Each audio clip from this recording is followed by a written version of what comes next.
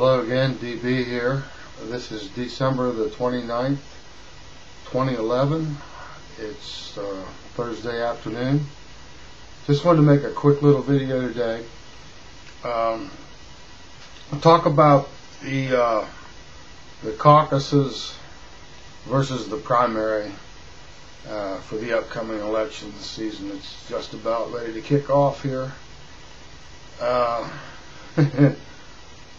I've done a little bit of research and some analysis of the numbers I found, and the caucuses, if you think about it, the caucuses are where the people actually get out of their house, go down to their precinct, and cast their votes right then and there to decide who they are going to support for the primary election process. So this form is, in my opinion, a more accurate way to gauge the people, the voters, because these are the ones that are actually there in support of whoever they are there to support, whichever candidate it is. Now,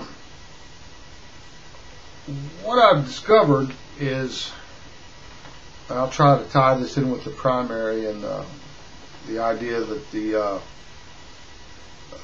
system is totally rigged here against the populace, any populist movement that might spring up from the population. Okay, here we go. I'm specifically talking about the Republican right now, as it's the only contested primary going on in election. So the caucuses, they actually start.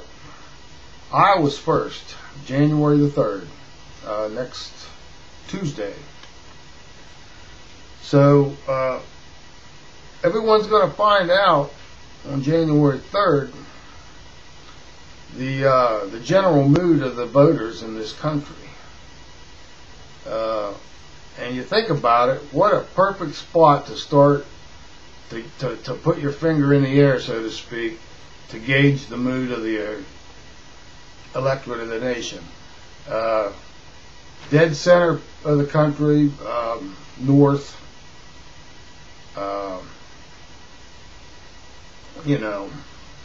right in the middle of the nation. And this will be a cross section of basically the nation, their mood, and in general I'm speaking. No specifics here, but the powers that be, the controllers, those that strive to steal elections and steer candidates into oblivion or bring them to the pinnacle of their party nomination, are the ones that are going to be watching this first one very, very intently. And there's going to be the normal spin if one of their globalist pricks doesn't get the majority of the votes there, they're going to start spinning it, of course. But they'll use the data that they gather from their observation of just the actual numbers of real people that go out.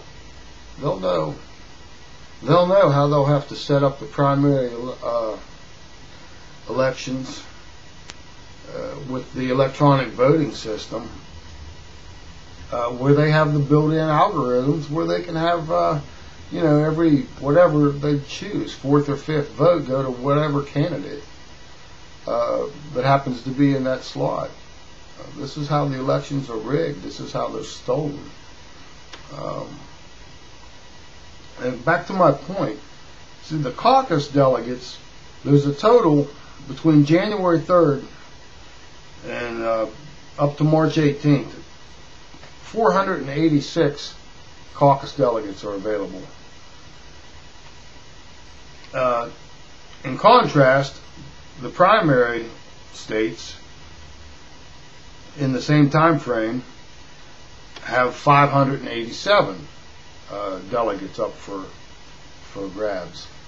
So you already have 101 more delegates available in the primary states.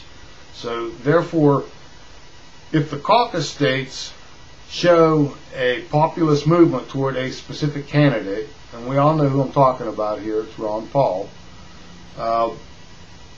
then the system itself has the primary delegates stacked in their favor during the first 2 months of the election process by 101 delegates in their favor, in the primary favor over the caucus states.